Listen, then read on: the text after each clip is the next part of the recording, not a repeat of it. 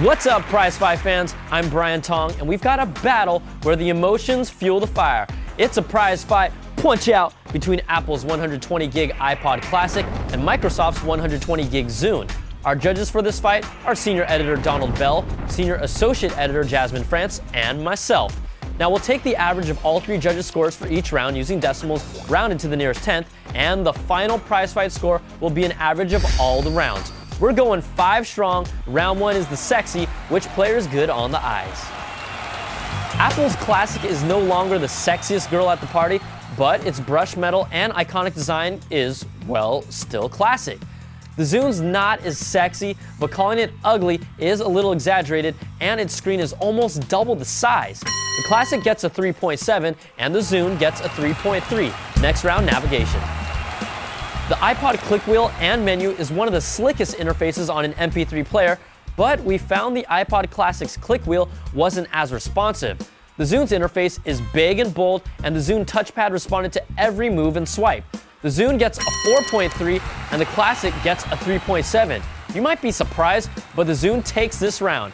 After averaging 2 rounds, the Zune leads by just 1/10 of a point. Next round is all about compatibility.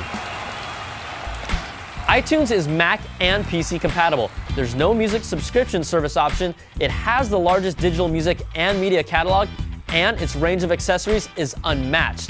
Now, the Zune software works with a PC and a PC only. You can go with the Zune Pass subscription or get your tracks individually, but accessory support is pretty weak. The Classic gets a 3.7 and the Zune gets a 2.7.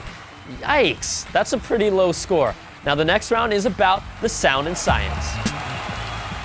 If we're talking sound quality, the Zune has always had the edge, even without an EQ. You can use its built-in Wi-Fi to download music directly, plus taggable FM radio songs can also be downloaded, and games have multiplayer support.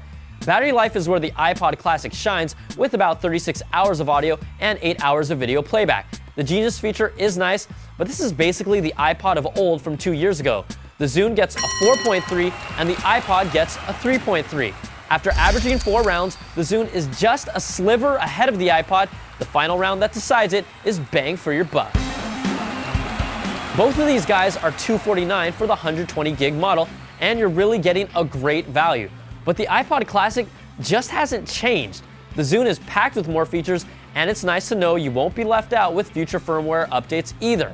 This round goes to the Zune with a 4.3, and the iPod gets a 4. So let's average all 5 rounds for the final score, and the Zune, yes, the Zune is your prize fight winner, defeating the iPod Classic 3.8 to 3.7.